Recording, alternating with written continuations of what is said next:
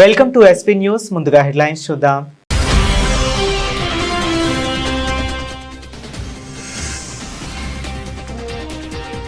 Quit India ఉద్యమం స్వాతంత్ర్య సంగ్రామానికి నూతన ఉత్తేజాన్ని ఇచ్చింది. అమరవీరులకు ప్రధాని మోదీ ఘన నివాళి.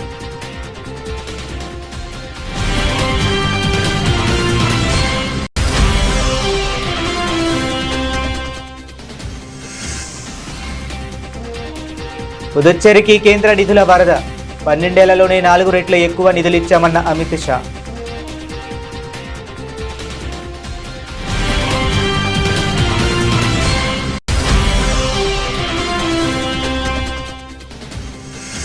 బెంగళూరులో క్విట్ ఇండియా ఉద్యమ వార్షికోత్సవం. చారిత్రాత్మక ఘట్టాలను స్మరించుకున్న డీకే శివకుమార్.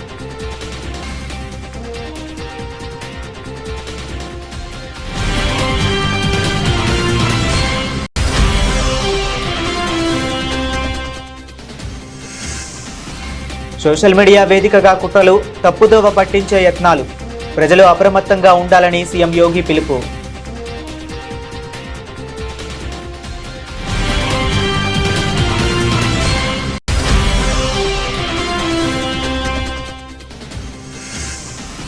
దేవాలయ భూముల పరిరక్షణకు కట్టుబడి ఉన్నాం. మదురై భూముల కేటాయింపు వ్యవహారంపై తమిళనాడు మంత్రి రమేష్ హెచ్చరిక.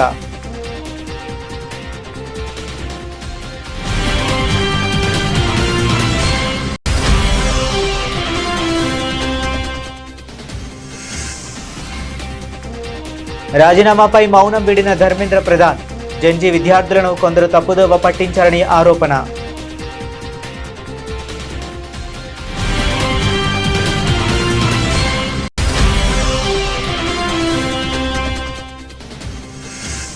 వైద్య సేవలు అందించేందుకు సిద్ధంగా డాక్టర్ ఎంసీఆర్ టీమ్స్. హాస్పిటల్ను పరిశీలించిన ఆరోగ్య శాఖ మంత్రి దామోదర రాజనరసింహ.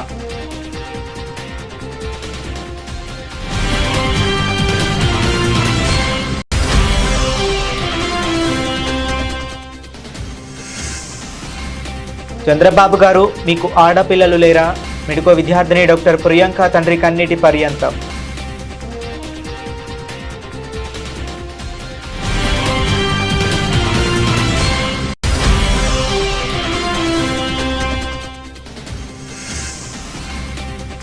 బల్కంపేట ఎల్లమ్మ పోచమ్మ ఆలయంలో కేటీఆర్ ప్రత్యేక పూజలు.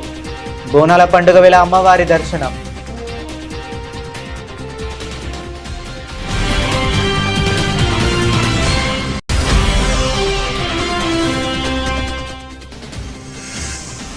డిఎస్సి దీక్ష శిబిరాలపై దాడులు, అక్రమ అరెస్టులు దారుణం. కూటమి ప్రభుత్వంపై వైఎస్ఆర్సీపీ ఎమ్మెల్సీ లీళ్ల అప్పిరెడ్డి తీవ్ర ఆగ్రహం.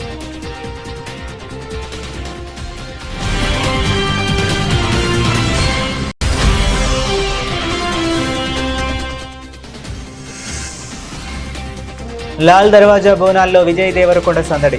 అమ్మవారిని దర్శించుకున్న స్టార్ హీరో.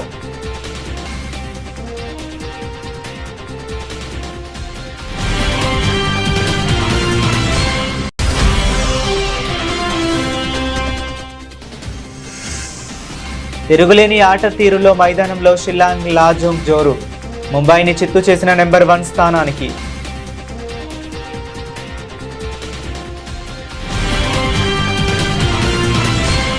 చారిత్రాత్మక క్విట్ ఇండియా ఉద్యమం స్వాతంత్ర్య సంగ్రామానికి కొత్త శక్తిని అందించిందని ప్రధానమంత్రి నరేంద్ర మోదీ అన్నారు.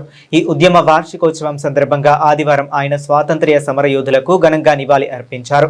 వారి ధైర్య సాహసాలు, త్యాగాలు రాబోయే తరాలకు ఎల్లప్పుడూ స్ఫూర్తినిస్తూనే ఉంటాయని ప్రధాని పేర్కొన్నారు. ఆగస్టు విప్లవంలో పాల్గొన్న నేతలను, సమరయోధులను స్మరించుకుంటూ ప్రధాని మోదీ ఎక్స్ లో ఒక పోస్ట్ చేశారు. మహాత్మా గాంధీ నాయకత్వ స్ఫూర్తితో ప్రారంభమైన క్విట్ ఇండియా ఉద్యమం మన స్వాతంత్ర్య పోరాటానికి నూతన ఉత్తేజాన్ని ఇచ్చింది. వలస పాలన నుంచి విముక్తి పొందాలన్న మన ప్రజల అంచెంచెల సంకల్పాన్ని ఇది ప్రతిబింబించింది. ఈ ఉద్యమంలో పాల్గొన్న వారందరినీ స్మరించుకుంటున్నాను. వారి ధైర్యం ప్రతి భారతీయుడికి ఎన్నటికీ స్ఫూర్తిదాయకమే అని మోదీ తన సందేశంలో తెలిపారు. కేంద్ర పాలిత ప్రాంతమైన పుదుచ్చేరికి కేంద్ర ప్రభుత్వం కేటాయించే నిధుల పరిమాణం గతంలో పోలిస్తే బహుళ రేట్ల పెరిగిందని కేంద్ర హోంశాఖ మంత్రి అమిత్ షా స్పష్టం చేశారు. గత ప్రభుత్వాల హయాంలో పుదుచ్చేరికి కేవలం 3,500 కోట్లు మాత్రమే లభించగా గడిచిన 12 ఏళ్లలో తమ ప్రభుత్వం 13,700 కోట్లను అందించిందని గణాంకాలతో సహా వెల్లడించారు. గత 62 ఏళ్లలో ఇచ్చింది ఒక ఎత్తు అయితే గత 12 ఏళ్లలోనే అంతకంటే 4 రెట్లు ఎక్కువ నిధులను పుదుచ్చేరికి అభివృద్ధికి కేటాయించామని అమిత్ షా పేర్కొన్నారు. పుదుచ్చేరి అభివృద్ధికి కేంద్రంలోని ఎన్డీఏ ప్రభుత్వం అత్యంత ప్రాధాన్యత ఇస్తుందని కేంద్ర హోంశాఖ మంత్రి అమిత్ షా పునరుద్ఘాటించారు. గత పాలకుల హయాంలో పుదుచ్చేరి తీవ్ర నిర్లక్ష్యానికి గురైందని విమర్శించిన ఆయన తమ ప్రభుత్వం అధికారంలోకి వచ్చిన తర్వాత కేటాయింపులను భారీగా పెంచామని తెలిపారు. 1950 से लेकर 2014 तक भारत सरकार की ओर से पुदुचेरी को सिर्फ 3500 करोड़ रुपया विकास के कामों के लिए दिया गया था.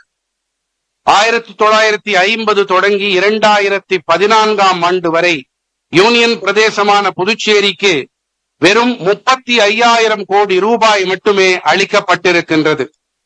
और 14 से 26 तक 13,762 करोड़ रुपया नरेंद्र मोदी जी के माध्यम से भारत सरकार ने पुदुचेरी को दिया है.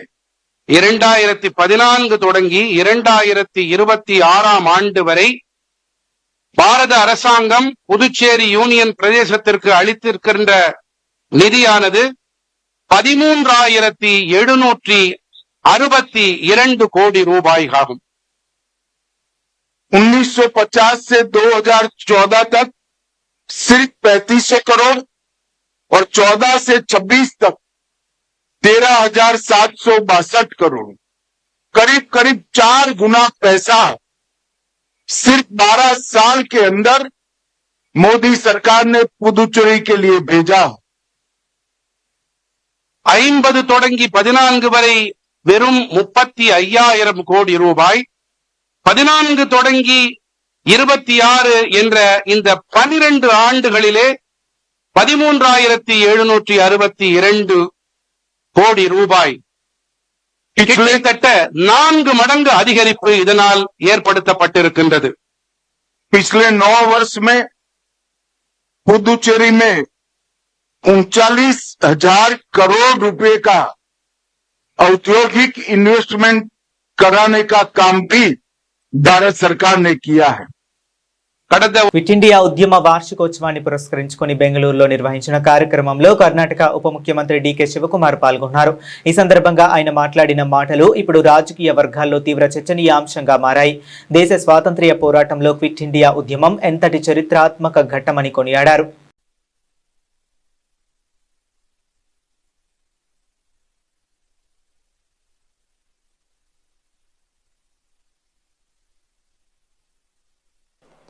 ಕಾಂಗ್ರೆಸ್ ಪಕ್ಷ ಯಾವತ್ತು ಜಗ್ಗಲ್ಲ, ಕುಗ್ಗಲ್ಲ, ಬಗ್ಗಲ್ಲ.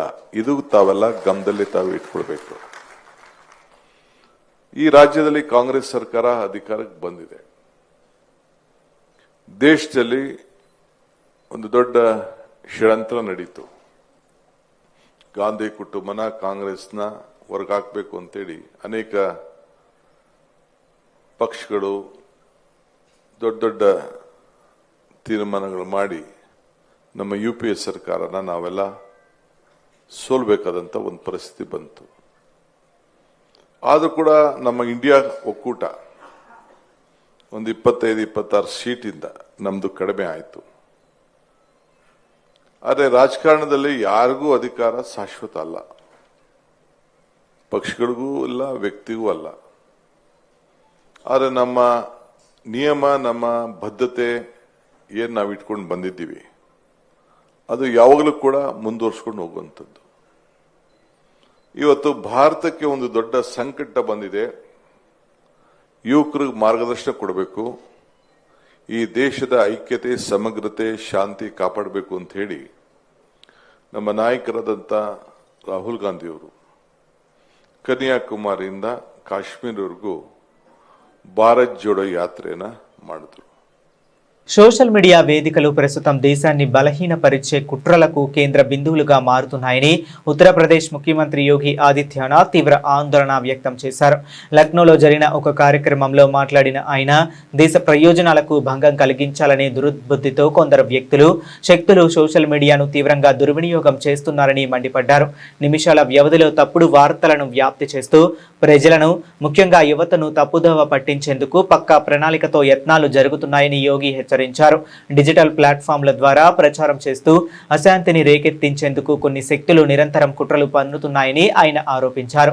ప్రజల్లో గందరగోళం సృష్టించడం, దేశ అభివృద్ధిని అడ్డుకోవటం మరియు సమాజంలో విభజన తీసుకురావటమే లక్ష్యంగా ఈ ప్లాట్ఫామ్లను వాడుకుంటున్నారని వ్యాఖ్యానించారు. సోషల్ మీడియాలో వచ్చే ప్రతి సమాచారాన్ని గుడ్డిగా నమ్మకుండా విషయాల ప్రామాణికతను పరిశీలించి అప్రమత్తంగా ఉండాలని ఆయన ప్రజలను కోరారు. हमारे खिलाफ होने वाले षड्यंत्र, ये षड्यंत्र आज इसका एक तीसरा माध्यम भी सोशल मीडिया का प्लेटफॉर्म हो गया है. जितनी भी भारत विरोधी ताकतें हैं, उनके द्वारा इस प्लेटफॉर्म का दुरुपयोग करते हुए भारत के खिलाफ अफवाह पैदा करना, दुरुपयोग करना और उस षड्यंत्र को के माध्यम से समाज को गुमराह करने की स्थिति पैदा करने का कुत्सित प्रयास भी हो रहा है. याद रखना, जिन लोगों ने आपको अपने क्रांतिकारियों से दूर रखा, अपने नायकों से दूर रखा, उन्होंने भारत की युवा पीढ़ी के साथ सबसे बड़ा अन्याय किया. याद करिए, अपने नायकों पर गौरव की अनुभूति का अवसर न देना किसी भी नौजवान के लिए उसके आदर्श से उसे विमुख करने जैसा होता है. దేవాలయ భూముల ఆక్రమణలు, అక్రమ బదిలీల వ్యవహారాలపై తమిళనాడు ప్రభుత్వం తీవ్ర స్థాయిలో విరుచుకుపడింది. ప్రముఖ పుణ్యక్షేత్రం మదురై మీనాక్షి సుందరేశ్వర ఆలయానికి చెందిన కోట్లాది రూపాయల విలువైన భూములను అక్రమంగా వేరొకరి పేరిట మార్చేందుకు యత్నించిన సంఘటన తమిళనాడులో తీవ్ర కలకలం రేపింది. ఈ దారుణానికి ఒడిగట్టిన వారిపై దేవాదాయ శాఖ కఠిన చర్యలు ప్రారంభించింది. మీనాక్షి అమ్మవారి ఆలయ భూముల పవర్ ట్రాన్స్ఫర్ లేదా హక్కుల మార్పిడికి యత్నించిన ఘటనలో ఏకంగా 19 మందిపై ఎఫ్ఐఆర్ నమోదు చేసినట్లు తమిళనాడు దేవాదాయ మరియు ధర్మాదాయ శాఖ మంత్రి రమేష్ అధికారికంగా ప్రకటించారు. రాష్ట్రంలో ఆలయ భూములకు సంబంధించిన ఏ చిన్న సమస్య తలెత్తినా ఎంతటి వారైనా సరే ఉపేక్షించేది లేదని మంత్రి స్పష్టం చేశారు. அதாவது இப்போது நீங்க பார்க்கக்கூடிய இந்த நிலம் தொடர்பான பிரச்சனைகள் அனைத்தும் பெரும்பாலானவை வந்து பாத்தீங்கன்னா ஒரு அறக்கட்டளைக்கு சொந்தமான நிலங்கள் அல்லது அந்த அறக்கட்டளை நிர்வகிக்கக்கூடிய நபர்களுடைய பெயர்கள் இருக்கக்கூடிய நிலங்கள். ஆனா என்ன அப்படின்னா அந்த நிலத்தை எதற்காக கொடுத்திருக்காங்க, என்ன பர்பஸ்க்காக அவங்க முன்னோர்கள் கொடுத்திருக்காங்க அப்படின்னு நம்ம பார்க்கும்போது கோயில்களுக்கு தர்ம காரியங்கள் செய்வதற்காக அந்த நிலங்கள்லாம் கொடுக்கப்பட்டிருக்கு. அது இண்டிவிஜுவல் பேர்ல இருந்தாலும் அறக்கட்டளை பேர்ல இருந்தாலும் இந்த பர்பஸ்க்கு தான் அதை யூஸ் பண்ணணும் அப்படின்றதெல்லாம் எழுதி வச்சுட்டு அந்த காலத்திலேயே வந்து கோயில்களுக்காக அதெல்லாம் கொடுத்துட்டு போயிருக்கிறாங்க.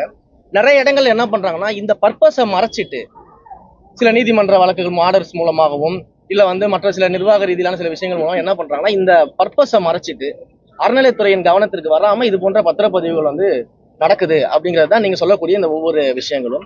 இந்த ஒவ்வொரு விஷயமும் நம்ம கவனத்துக்கு வந்த உடனேயே நம்ம சட்ட ரீதியாக நடவடிக்கை எடுக்கணும், காவல்துறை ரீதியாக நடவடிக்கை எடுக்கணும், எல்லா நடவடிக்கையும் நம்ம எடுத்துக்கிட்டு இருக்கிறோம். ஒரு காலமும் இது போன்ற கோயில் சொத்துக்களாக இருந்தாலும் இல்ல கோயிலுக்கு தர்ம காரியங்கள் செய்வதற்காக கொடுக்கப்பட்ட அறக்கட்டளையின் சொத்துக்களாக இருந்தாலும் அது அந்த பர்பஸ்க்கு நிச்சயமாக இருக்கும்.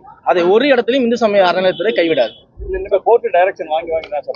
அதுதான் சார் சொல்றேன். எப்படி வந்து பழனியில வந்து ஒரு ரிஃப்யூசல் ஸ்லிப்பை வச்சு கோர்ட்டுக்கு போயிட்டு ஒரு ஆர்டரை வாங்கிட்டு அந்த இடத்த பத்திரப்பதிவு செஞ்சாங்களோ அந்த மாதிரியான விஷயங்கள் தான் இங்க நடந்துகிட்டு இருக்குது. ஈவன் இந்த பழனி விவகாரத்திலையுமே மாண்பமை உயர்நீதிமன்ற மதுரை கிளையில விசாரணைக்கு வரும்போது அங்க இருக்கக்கூடிய மாண்பமை நீதிபதி அவர்கள் தன்னுடைய அந்த இதில் ஜட்ஜ்மெண்ட்லயே சொல்லியிருக்கிறாரு, ஏற்கனவே இந்த கும்பல் வந்து தனி நீதிபதியினுடைய அந்த வழக்குல நீதிபதியும் நீதிமன்றத்தையும் ஏமாற்றி இது போன்ற ஒரு ஆர்டர்ஸை பெற்றிருக்காங்கன்றத நீதிபதியே மென்ஷன் பண்றாரு. அப்ப இப்படிப்பட்ட இடங்கள்ல அந்த கேஸ் நம்ம கவனத்திற்கு வந்தவுடன் నీట్ పేపర్ లీక్ వివాదంపై విద్యార్థుల ఆందోళనల నేపథ్యంలో కేంద్ర విద్యాశాఖ మంత్రి పదవికి రాజీనామా చేసిన బీజేపీ సీనియర్ నేత సంబల్పూర్ ఎంపీ ధర్మేంద్ర ప్రధాన్ తొలిసారిగా ఆ అంశంపై స్పందించారు. విద్యార్థులను తప్పుదోవ పట్టించే ప్రయత్నాలు జరిగాయని, అందుకే తాను రాజీనామా చేశానని వెల్లడించారు. జూలై 25న రాజీనామా చేసిన సరిగ్గా 2 వారాల తర్వాత భువనేశ్వర్లో జిఎం యూనివర్సిటీలో విద్యార్థులు, ఉపాధ్యాయులను ఉద్దేశించి మాట్లాడుతూ ఆయన ఈ వ్యాఖ్యలు చేశారు. జంజీ మన పిల్లలు కొంతమంది వారిని తప్పుదోవ పట్టించాలని చూశారు. నాకు వ్యక్తిగతంగా ఎలాంటి సమస్యలు లేవు. పదవి నాకు ముఖ్యం కాదు. అందుకే ప్రధాని నరేంద్ర మోదీ కలిసి నా రాజీనామాను ప్రతిపాదించాను అని ప్రధాని వివరించారు. మరోవైపు తన ఒడిశా పర్యటన సందర్భంగా బీజేడీ కార్యకర్తలు చేపట్టిన నిరసనలపై కూడా ప్రధాని తీవ్రంగా స్పందించారు. ఎయిర్పోర్ట్ వద్ద ధర్మేంద్ర ప్రధాన్ గో బ్యాక్ అంటూ బీజేడీ యువజన విద్యార్థి విభాగ కార్యకర్తలు చేసిన నిరసనలను ప్రస్తావిస్తూ మాజీ ముఖ్యమంత్రి నవీన్ పట్నాయక్ పై విమర్శలు గుప్పించారు. నేనొక రైతు కొడుకుని, మీరు నన్ను వెనక్కు పొమ్మన్నా మళ్ళీ వస్తాను. నవీన్ బాబు నన్ను ఒడిశా ప్రజలకు అవమానకరమని, చెడ్డవాడినని అంటున్నారు. ఒడిశా ప్రజలు సిగ్గుతో తలదించుకునే పని నేనెప్పుడు చేశానా అని సభను ప్రశ్నించగా లేదు అంటూ పెద్ద ఎత్తున స్పందన వచ్చింది. రాష్ట్ర ప్రతిష్టను దెబ్బతీసే పని తాను ఎన్నటికీ చేయనని ఆయన స్పష్టం చేశారు. पंडित गोपबंधु दास कही उत्कलर नेता नहीं प्रयोजन उत्कलर नेता स्वयं नारायण मुझे माटीर गंगाधर मेहर माटीर उद्गातंग माटीर हलधर नाग माटीर जितेंद्र हरिपाल महकर माटीर महेंद्र मिश्र माटी संस्कार पाई पिला मो पाई तुच्छ ये दायित्व मो पाई तुच्छ दायित्व 20 कोटी पिला मानकर जिदी मु जो कथा को मो बापा को बुझाई थी जे आमे पिला को मोटरसाइकिल देवा मु मो प्रधानमंत्री को भेटी की निवेदन कले महाशय मत अनुमति दियंतु पिला मान का आगे आमे स्वीकार करू प्रधानमंत्री भी ताको स्वीकार करले पर से निजे भी कथा हेले पिला मन देशर स्वार्थ ऊपर अन्य किछि नै देशर नुआ पीढ़ीर अपेक्षा आकांक्षा को पूरा करिवार तिल तिल जीवन बितेबार पण नै समाज लोक माने एटा ही वीर सुरेंद्र साय उद्दंत साय छबिल साय बख्शी जगबंधु एमाने बलिदान देई नथिले समान तो तांको समय जेनजी तो थिले से जेन जीरो संस्कार आमे आज एठी पहुंचंदी अच्छा कहले भाई माने मु 12 वर्ष काल महाप्रभु जगन्नाथ दयारु आपण मान आशीर्वाद केंद्र रे मंत्री रहिली मु आपण मुंड केबे तळे करजी मु मुंड केबे ओडिया लोकंकर तळे करजी मते मते कोहडे जोरते मु मुंड केबे तळे करजी माझे सकाळे टिके आसिला बेले डरुथली प्रदीप बाबू ठाणमा लोक हे नाली नेलिया गामचा पके बुबईची से पुणी बोले प्रसन्न बाबू आपण राज्यर मुखिया कहउछन एटा बदमाश लोकडा ప్రజలకు వైద్య సేవలు అందించేందుకు doctor Marri Chenna Reddy Telangana institute of medical sciences సిద్ధంగా ఉందని ఆరోగ్య శాఖ మంత్రి దామోదర రాజనరసింహ తెలిపారు. ముఖ్యమంత్రి రేవంత్ రెడ్డి చేతుల మీదుగా డాక్టర్ ఎంసీఆర్ టీమ్స్ ను త్వరలోనే ప్రజలకు అందుబాటులోకి తీసుకురానున్నామని మంత్రి వెల్లడించారు. హాస్పిటల్ ప్రారంభానికి సంబంధించిన ఏర్పాట్లు, మౌలిక వసతులు, వైద్య సేవలు, డాక్టర్లు, సిబ్బంది, భద్రత, ఇతర సహాయక వ్యవస్థను పరిశీలించేందుకు మంత్రి Damodara Rajanarasimha doctor MCR teams ను సందర్శించారు. హాస్పిటల్లోని ఏ, బి, సి బ్లాక్లను మంత్రి పరిశీలించారు. వివిధ విభాగాల్లో పనిచేస్తున్న డాక్టర్లు, వైద్య సిబ్బంది, ఉద్యోగులతో మాట్లాడి సేవల నిర్వహణకు సంబంధించిన వివరాలను అడిగి తెలుసుకున్నారు. హాస్పిటల్లోని వివిధ విభాగాలను పరిశీలించిన మంత్రి ప్రారంభానికి ముందు పూర్తి చేయాల్సిన పనులు, అవసరమైన ఏర్పాట్లపై అధికారులతో సమీక్షించారు. మిగిలిన అన్ని పనులను యుద్ధ ప్రాతిపదికన పూర్తి చేసి హాస్పిటల్ను పూర్తి స్థాయి సేవలకు సిద్ధం చేయాలని ఆరోగ్య శాఖ, ఆర్ఎండ్బి తదితర శాఖల అధికారులు ఆదేశించారు. హాస్పిటల్ ప్రారంభమైన రోజు నుంచే రోగులకు ఎలాంటి ఇబ్బందులు లేకుండా అన్ని వ్యవస్థలు సమన్వయంతో పనిచేసేలా ముందస్తు కార్యాచరణ సిద్ధం చేసుకోవాలని సూచించారు. పాత్రికేయ మిత్రులకు అందరికీ నమస్కారం. టీమ్ సనత్ నగర్ ఇనాగరేషన్కు సిద్ధంగా ఉన్నది. 1082 అందులో 100 పడకలు international beds, 16 operation theatres, so emergency beds, surgical, medical, తర్వాత ట్రయేజ్, ఇవన్నీ కలిపి కూడా 88 అన్నీ కలిపి ఈరోజు A block, B block, C block అన్ని హంగులలో ఓ సూపర్ స్పెషాలిటీ హాస్పిటల్గా కార్డియాక్ సైన్సెస్, తర్వాత ట్రాన్స్ప్లాంట్కు సంబంధించి ప్రత్యేకంగా వైద్య సేవలు అందించడానికి టీమ్స్ సనత్ నగర్ సిద్ధంగా ఉందనే విషయాన్ని తెలంగాణ ప్రజలకు తెలియజేస్తున్నాను. త్వరలోనే ముఖ్యమంత్రి గారు ఇనాగరేట్ చేస్తారు. Thank you. ఆసుపత్రిలో మంచానికి పరిమితమై ప్రాణాపాయ స్థితిలో పోరాడుతున్న మెడికో ప్రియాంక పరిస్థితిపై ఆమె తండ్రి కన్నీరు మున్నీరయ్యారు. ప్రభుత్వం తమ బిడ్డ పరిస్థితిని పట్టించుకోవటం లేదని, ప్రజాప్రతినిధులు కనీసం పరామర్శించే ప్రయత్నం కూడా చేయలేదని తీవ్ర ఆవేదన వ్యక్తం చేశారు. CM Chandrababu Naidu, deputy CM Pawan Kalyan, హోంమంత్రి అనితలను ఉద్దేశించి ఆయన సంచలన వ్యాఖ్యలు చేశారు. వారానికోసారి హైదరాబాద్ కు వస్తున్న పాలకులు ఇక్కడే చికిత్స పొందుతున్న తన బిడ్డ పరిస్థితిని ఎందుకు తెలుసుకోవటం లేదని ప్రశ్నించారు. ఆసుపత్రిలో చావు బతుకుల మధ్య ఉన్న నా బిడ్డ పరిస్థితి గురించి ఇప్పటి వరకు సీఎం చంద్రబాబు గాని, డిప్యూటీ సీఎం పవన్ కళ్యాణ్ గాని ఎలాంటి సమాచారం తెలుసుకునే ప్రయత్నం చేయలేదు. హోంమంత్రి అనిత గారు, మీకు కూతురు లేదా, ఆడపిల్లలంటే మీకు దయలేదా అని ఆయన తీవ్రంగా ప్రశ్నించారు. వారం వారం హైదరాబాద్ లోనే ఉండే నాయకులు ఆసుపత్రిలో పోరాడుతున్న ఒక ఆడబిడ్డ పరిస్థితిపై ఎందుకు స్పందించడం లేదని వాపోయారు. తమ కుటుంబం ఎదుర్కొంటున్న మానసిక వేదనను వివరిస్తూ ఇప్పటికైనా ప్రభుత్వం స్పందించి తన బిడ్డకు న్యాయం చేయాలని, మెరుగైన వైద్యం అందించి కాపాడాలని కన్నీళ్లతో విజ్ఞప్తి చేశారు. ఇంతమంది మీడియా ముందు నేను అడుగుతున్నాను సార్, ఈ ప్రభుత్వాన్ని, చంద్రబాబు నాయుడు గారు, మీకు ఆడపిల్లలు లేరా? మీకు కూతురు లేరా? చెల్లెండ్లు, అక్కలు మీకు లేరా? మీకు అసలు ఆడపిల్లల ప్రాణము పోతుందంటే ఏం సార్? ఒక్కసారి హాస్పిటల్గా మీరు అక్కడే వారం వారం వస్తారుగా హైదరాబాద్కి, ఒక పూట వచ్చి పలకరించలేరా, పరామర్శించలేరా? పవన్ కళ్యాణ్ గారు మీరు ఉప ముఖ్యమంత్రిగా ఉండి మీకు ఎంతో మంచి పేరుంది. ఇలాంటి బాధల్ని వింటే మీరు తట్టుకోలేరు. మీరు కూడా ఒక ఫోన్ లేదు, ఒక విజిట్ లేదు. ఏం సార్ ఇది? మీరు స్పందించాలి కదా సార్. ఇంత న్యూస్ స్టేట్ మొత్తం ఇంత మారు మోగిపోతుంది, ఇంత దారుణం జరిగింది, అమ్మాయిని ఇంత అన్యాయంగా చంపారని చెప్పి విన్న తర్వాత కూడా మీరు ఒక ఫోన్ చేయలేదు. ప్రభుత్వం నుంచి ఏ స్పందన లేదు. ఎడ్యుకేషన్ మినిస్టర్ గారు, లోకేష్ గారు, మీరు కూడా ఎన్నో విషయాల్లో మీరు సహాయకంగా ఉంటారు, ప్రజల కష్టాలను అర్థం చేసుకుంటారు. మరి మా పట్ల ఈ మెడికల్ విద్యార్థిని తన అందమైన జీవితం కళ్ళ ముందు ఇక మేము చూడబోతున్నప్పుడు మా అందమైన కళల సౌధం మా తల్లిదండ్రుల కళ్ళెదుటే కూలిపోతే మా కడుపు కోత ఎంత ఉందో మీకు అర్థం కాలేదా సార్? మీరు స్పందించండి సార్, మీరు రాండి సార్, మా బాధను అర్థం చేసుకోండి సార్. ఇలా హిట్ ఇచ్చి చంపేసి తిరిగొచ్చా సార్ సమాజంలో? బాగుందా సార్? మీకు మీ చట్టాలు కరెక్ట్గా పనిచేస్తున్నాయండి? ఇలా చేయొచ్చా అందరూ? మహిళా హోమ్ మినిస్టర్ గారు, అమ్మ మీరు కూడా ఆడపిల్లే, మాకు అమ్మ లాంటి వారు, మీకు చెల్లెళ్ళు లేరా, కూతుళ్ళు లేరా? ఆడపిల్లలంటే మీకు దయ లేదా?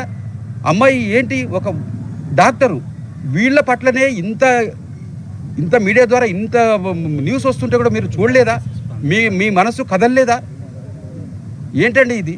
30 ఏళ్ల వయసు వచ్చే వరకు ఎంత ఖర్చులు, మా ఎఫర్ట్ అంతా, మా కష్టమంతా దారబోసి అమ్మాయికి చక్కగా చదువుకునే అమ్మాయి కాబట్టి సక్సెస్ అవుతారని చెప్పి మేము వాళ్ళకి అన్ని రకాలుగా చదివించుకొని ఫైనల్గా ఫలాలు ఇచ్చే సమయం దగ్గరకు వచ్చే టైంలో మా ఆశలన్నీ అడియాసలు చేసి ఇట్లా జరిగిన తర్వాత మాకు ఎంత కడుపుకోతా ఉంటుంది. ఏడ్చి నా కంట్లో నీళ్లు ఆవిరైపోయినాయి, నా కడుపులో కసి అంటే ఎంత బాధ ఉందో నేను తట్టుకోలేను. ఇంకా మీడియా ముందు ఏడవటంలో ఉపయోగం లేదని నాకు అర్థమైంది. ఏడ్చి నా కళ్ళలో నీళ్లు కూడా ఆవిరైపోయినాయి. కసిగా వాళ్ళు యాక్సిడెంట్ చేసి చంపేస్తే మా బాధ ఎట్లుంటుందో మీరు మీరందరూ తల్లిదండ్రులు, మీకు కూడా పిల్లలు ఉంటారు, ఎట్లుంటుందో మీరు చెప్పండి సార్. నేను ఒడిసిలో నుంచి ఆ బాధని నేను చెప్పలేను సార్. కాబట్టి మా కుటుంబానికి తీరని లోటు జరిగింది. ప్రభుత్వం ఇప్పటికైనా స్పందించి సార్ మానవత్వం చూపించండి, మానవత్వం చూపించి మీరు స్పందించి ఎంత తీరని బాధ కలుగుతుంది సార్. ప్రభుత్వం నుంచి ఎలాంటి సహకారం, కనీసం వైద్యానికన్నా ఏమైనా స్పందిస్తున్నారా? ఒక మెసేజ్ పెట్టారా? పోనీ మా ప్రభుత్వం తరపున వైద్యం చేయండి, ఈమె ఒక డాక్టరు, మెరుగైన సేవలు అందించడని ఒక మెసేజ్ పెట్టారా? ఒకరైనా మాకు ఒక ఫోన్ చేశారా? హాస్పిటల్కి వచ్చారా? ఏంటి సార్? ప్రభుత్వం పని చేస్తుందా లేదో నాకు అర్థం కావాలి కదా సార్. మా బాధలు మీకు తెలియాలి కదా సార్. ఇలాంటివి జరిగినప్పుడు కూడా మీరు స్పందించకపోతే ఇంకా ఏంటి సార్? అసలు ఇది ప్రజాస్వామ్యమా? అసలు మేము ఎక్కడ బతుకుతున్నాం సార్? ప్రజాస్వామ్యం బతుకుతున్నామా?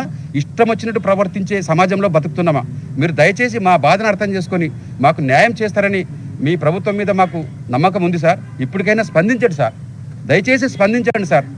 సంబంధిత అధికారులు అందరూ కూడా మాకు న్యాయం జరిగేటట్టుగా స్పందించడమని నేను మరీ కోరుకుంటున్నాను సార్. బోనాల పండుగను పురస్కరించుకుని రాజధాని హైదరాబాద్ లో పండుగ వాతావరణం సంతరించుకుంది. ఈ సందర్భంగా బల్కంపేట శ్రీ ఎల్లమ్మ పోచమ్మ దేవాలయాన్ని బీఆర్ఎస్ వర్కింగ్ ప్రెసిడెంట్ కేటీఆర్ సందర్శించారు. ఆలయానికి విచ్చేసిన కేటీఆర్ కు అర్చకులు, అధికారులు ఘన స్వాగతం పలికారు. అనంతరం అమ్మవారిని దర్శించుకున్న కేటీఆర్ ప్రత్యేక పూజలు నిర్వహించి మొక్కులు తీర్చుకున్నారు. హైదరాబాద్ నగరం నలుమూలల బోనాల పండుగ వేడుకలు అత్యంత వైభవంగా జరుగుతున్నాయి. ఇందులో భాగంగా బల్కంపేటలోని ప్రసిద్ధ శ్రీ పోచమ్మ ఎల్లమ్మ దేవాలయానికి చేరుకున్న బీఆర్ఎస్ వర్కింగ్ ప్రెసిడెంట్ కేటీఆర్ అమ్మవారిని దర్శించుకున్నారు. రాష్ట్ర ప్రజలందరూ ఆయుర ఆరోగ్యాలతో సుఖ సంతోషాలతో వర్ధిల్లాలని, తెలంగాణ సుభిక్షంగా ఉండాలని అమ్మవారిని వేడుకున్నట్లు తెలిపారు. ఆలయ పూజారులు కేటీఆర్ కు విశేష వస్త్రాలు తొడిగి వేదాశీర్వచనం అందించి తీర్థ ప్రసాదాలు అందించారు. కేటీఆర్ వెంట పలువురు బీఆర్ఎస్ నాయకులు, ప్రజాప్రతినిధులు మరియు అభిమానులు ఉన్నారు. రాష్ట్రంలో డిఎస్సి ఉద్యోగ నియామకాల అక్రమాలపై వైఎస్ఆర్సీపీ చేపట్టిన రిలే నిరాహార దీక్షల పట్ల కూటమి ప్రభుత్వం వ్యవహరిస్తున్న తీరుపై వైఎస్ఆర్సీపీ ఎమ్మెల్సీ లేళ్ల అప్పిరెడ్డి తీవ్ర స్థాయిలో విరుచుకుపడ్డారు. డిఎస్సి అభ్యర్థులకు మద్దతుగా గడిచిన 3 రోజులుగా వైఎస్ఆర్సీపీ నేతలు శాంతియుతంగా దీక్షలు చేస్తుంటే ప్రభుత్వం పోలీసులను ఉసిగొల్పి భగ్నం చేస్తుందని ఆరోపించారు. చిలకలూరిపేటలో దీక్ష చేస్తున్న మాజీ మంత్రి విడుదల రజనీ పట్ల పోలీసులు ప్రవర్తించిన తీరుపై ఆయన తీవ్ర ఆగ్రహం వ్యక్తం చేశారు. 3 రోజులుగా రాష్ట్ర వ్యాప్తంగా వైఎస్ఆర్సీపీ ఆధ్వర్యంలో రిలే నిరాహార దీక్షలు జరుగుతుంటే ప్రభుత్వం సమాధానం చెప్పలేక దాడులకు తెగబడుతుంది. దీక్ష శిబిరాలను బలవంతంగా తొలగించడమే కాకుండా నేతలను అక్రమంగా అరెస్ట్ చేయిస్తుంది అని ఆరోపించారు. మాజీ మంత్రి విడతల రజనీని పోలీసులు బలవంతంగా ఈడ్చుకెళ్లడం దారుణమని, ప్రజాస్వామ్యంలో నిరసన తెలిపే హక్కు కూడా లేకుండా చేస్తున్నారని మండిపడ్డారు. ప్రజాస్వామ్యంలో ప్రభుత్వాలు స్పందించకపోతే సహజంగా ప్రజలు నిరసన కార్యక్రమాలు చేస్తారు, ఉద్యమాలు చేస్తారు. కనీసం అప్పుడైనా కూడా తెలుసుకోవడానికి ప్రయత్నం చేయాలా? కానీ ఈ రాష్ట్రంలో డిఎస్సికి సంబంధించి అనేక రకాలుగా ఉద్యమాలు జరుగుతున్నప్పటికీ, ముఖ్యంగా వైఎస్ఆర్ కాంగ్రెస్ పార్టీ ఆధ్వర్యంలో గడిచిన 3 రోజులుగా ఈ రాష్ట్రంలో రిలే నిరాహార దీక్షలు 175 నియోజకవర్గాల్లో విద్యార్థులు, యువత, నిరుద్యోగ యువతతో పాటుగా వైఎస్ఆర్ కాంగ్రెస్ పార్టీ శ్రేణులందరూ కూడా కలిసి పెద్ద ఎత్తున నిర్వహిస్తా ఉన్నారు. ఈ నిర్వహిస్తున్నటువంటి పరిస్థితుల్లో ప్రభుత్వం ఏం చేస్తా ఉంది? రిలే నిరాహార దీక్షల శిబిరాలపై దాడులు చేసే కార్యక్రమాన్ని ఒక పక్క, మరో పక్క పోలీసులను అడ్డం పెట్టుకుని శిబిరాల్ని తొలగించే కార్యక్రమం, అక్రమంగా అరెస్టులు చేసే కార్యక్రమం, లాఠీ చార్జ్ చేసే కార్యక్రమం, మహిళలని కూడా చూడకుండా వాళ్ళని అవమానపరిచే రీతిలో ఇవాళ ఈ రాష్ట్రంలో పోలీసు వ్యవస్థ పనిచేస్తున్నటువంటి పరిస్థితులు కూడా ఈ సందర్భంగా చెప్పదలుచుకున్నా. చిలకలూరుపేటలో మాజీ మంత్రిగా ఉన్నటువంటి విడుదల రజనీ గారు దీక్ష చేస్తా ఉంటే బలవంతంగా కింద ఈడ్చుకుని వెళ్తారా? జమ్ములమడుగులో రామసుబ్బారెడ్డి గారు దీక్ష కూర్చుంటే ఆయనతో పాటుగా వారి సతీమణిని బలవంతంగా పోలీస్ స్టేషన్ తీసుకెళ్లి కూర్చోబెట్టే కార్యక్రమాలు తీసుకుంటారా? ఇంకా చంద్రబాబు నాయుడు గారు ఎక్కడో టీవీలో చూస్తా ఉన్నా ఆయన మాట్లాడుతూ ఉన్నారు, ఏదో శిబిరాల్లోటగా బ్లేడ్ బ్యాచ్ ఉందట, గంజాయి బ్యాచ్లు ఉండట. అసలు మాట్లాడటానికి నోరెట్లా వస్తుంది చంద్రబాబు నాయుడు గారు? 4 పర్యాయాలు ముఖ్యమంత్రిగా పనిచేశానని చెబుతారు. ఈ రాష్ట్రంలో ప్రధానమంత్రులు నేనే నిర్ణయించా, రాష్ట్రపతులు నేనే నియమించా, నాకు 5 దశాబ్దాల రాజకీయ ఇండస్ట్రీ ఉందని చెప్తా ఉంటారు. కళ్ళు తెరిచి ఒక్కసారి చూడయా బాబు రాష్ట్రంలో ఏం జరుగుతా ఉందో. రాజధాని నగరం నడిపొట్టున ప్రజాస్వామ్యయుతంగా, శాంతియుతంగా ఈ రిలే నిరాహార దీక్షలు చేస్తా ఉంటే ఆ దీక్షా శిబిరాల మీద దాడులకు తెగబడింది నీ పార్టీకి సంబంధించినటువంటి ఎమ్మెల్యే బోండా ఉమా కదా? అంటే ఎవరు కూడా చూడట్లేదని నువ్వు అనుకుంటా ఉన్నావా? రెండో రోజు వెల్లంపల్లి శ్రీనివాస్ గారు రిలే నిరాహార దీక్ష కార్యక్రమాన్ని నిర్వహిస్తా ఉంటే నీ పార్టీకి సంబంధించినటువంటి సమన్వయకర్తగా ఉన్నటువంటి బుద్ధా వెంకన్న మనుషులు వచ్చి ఏ విధమైనటువంటి నానా యాగి చేశారో మేము చెప్పాల్సిన అవసరంలా. ఇవాళ మీడియా ద్వారా బయటకు వస్తా ఉంది, సోషల్ మీడియా ద్వారా ప్రజలందరూ కూడా తెలుసుకున్నటువంటి పరిస్థితులు ఇవాళ కళ్ళకు గట్టినట్టు కనిపిస్తా ఉన్నాయి. హైదరాబాద్ లో బోనాల పండుగ వేడుకలు అత్యంత వైభవంగా జరుగుతున్నాయి. నగరంలోని అమ్మవారి ఆలయాలు భక్తులతో కిటకిటలాడుతున్నాయి. ఈ ఉత్సవాల్లో భాగంగా టాలీవుడ్ స్టార్ హీరో విజయ్ దేవరకొండ పాత బస్తీలోని ప్రసిద్ధ లాల్ దర్వాజా సింహవాహిని మహంకాళి అమ్మవారిని దర్శించుకున్నారు. ఆయనతో పాటు సోదరుడు నటుడు ఆనంద్ దేవరకొండ, ప్రముఖ దర్శకుడు సందీప్ రెడ్డి వంగా కూడా అమ్మవారికి ప్రత్యేక పూజలు చేశారు. బోనాల పండుగ సందర్భంగా ఆలయానికి విచ్చేసిన ఈ ముగ్గురు అమ్మవారికి మొక్కులు చెల్లించుకుని ఆశీస్సులు అందుకున్నారు. విజయ్ దేవరకొండ, సందీప్ రెడ్డి వంగా కలిసి ఆలయ ఆలయానికి రావడంతో అక్కడి వాతావరణం మరింత సందడిగా మారింది. తమ అభిమాన హీరో వచ్చాడని తెలుసుకున్న ఫ్యాన్స్, స్థానిక యువత ఆయన్ను చూసేందుకు పెద్ద సంఖ్యలో తరలివచ్చారు. దర్శనం అనంతరం బయటకు వస్తున్న విజయ్ దేవరకొండను ఫోటోలు తీసేందుకు అభిమానులు ఎగబడ్డారు. దీంతో ఆలయ పరిసరాల్లో కాసేపు కోలాహలం నెలకొంది. ప్రతి ఏటా జరిగే బోనాల ఉత్సవాల్లో సామాన్య భక్తులతో పాటు సినీ, రాజకీయ ప్రముఖులు పాల్గొని అమ్మవారిని దర్శించుకోవటం ఆనవాయితీగా వస్తుంది. భారత ఫుట్బాల్ మైదానంలో షిలాంగ్ లాంజోంగ్ ఫుట్బాల్ క్లబ్ తమ ఊపేంటో మరోసారి నిరూపించుకుంది.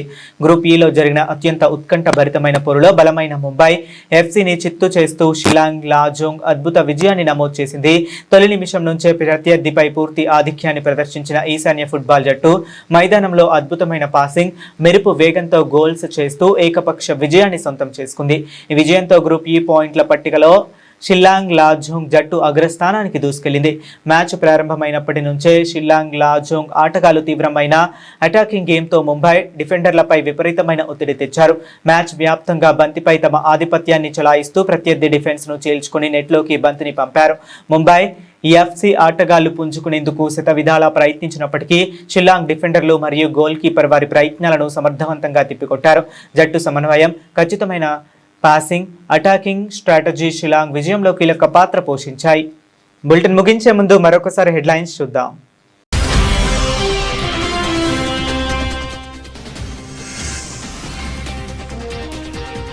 క్విట్ ఇండియా ఉద్యమం స్వాతంత్ర్య సంగ్రామానికి నూతన ఉత్తేజాన్నిచ్చింది. అమరవీరులకు ప్రధాని మోదీ ఘన నివాళి.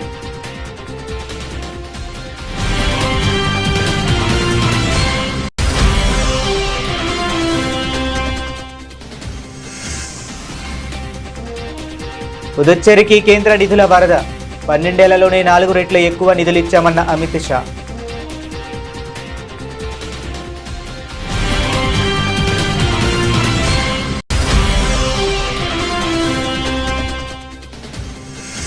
బెంగళూరులో క్విట్ ఇండియా ఉద్యమ వార్షికోత్సవం. చారిత్రాత్మక ఘట్టాలను స్మరించుకున్న డీకే శివకుమార్.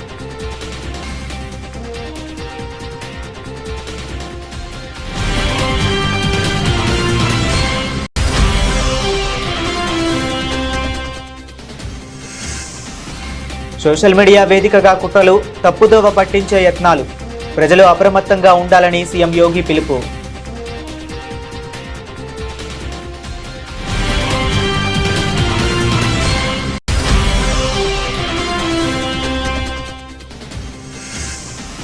దేవాలయ భూముల పరిరక్షణకు కట్టుబడి ఉన్నాం. మదురై భూముల కేటాయింపు వ్యవహారంపై తమిళనాడు మంత్రి రమేష్ హెచ్చరిక.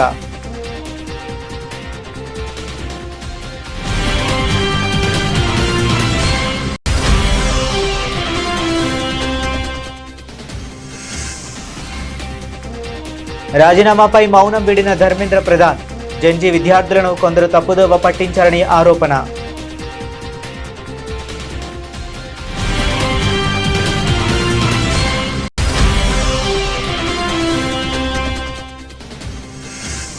వైద్య సేవలు అందించేందుకు సిద్ధంగా డాక్టర్ ఎంసీఆర్ టీమ్స్. హాస్పిటల్ను పరిశీలించిన ఆరోగ్య శాఖ మంత్రి దామోదర రాజనరసింహ.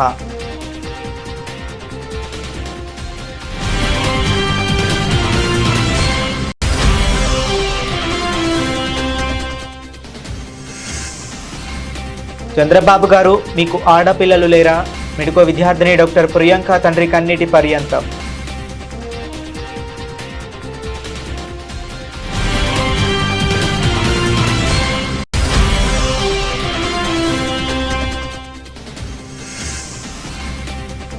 బల్కంపేట ఎల్లమ్మ పోచమ్మ ఆలయంలో కేటీఆర్ ప్రత్యేక పూజలు. బోనాల పండుగ వేళ అమ్మవారి దర్శనం.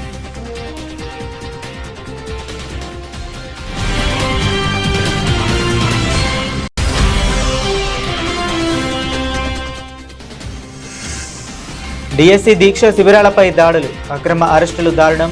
కూటమి ప్రభుత్వంపై వైఎస్ఆర్సీపీ ఎమ్మెల్సీ లీలా అప్పిరెడ్డి తీవ్ర ఆగ్రహం.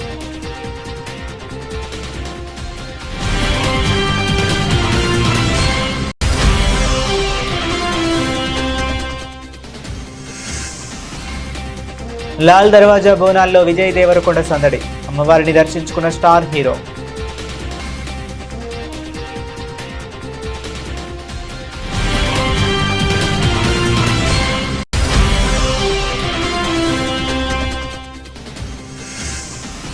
తిరుగులేని ఆట తీరులో మైదానంలో షిల్లాంగ్ లాజోంగ్ జోరు ముంబైని చిత్తు చేసిన నెంబర్ 1 స్థానానికి.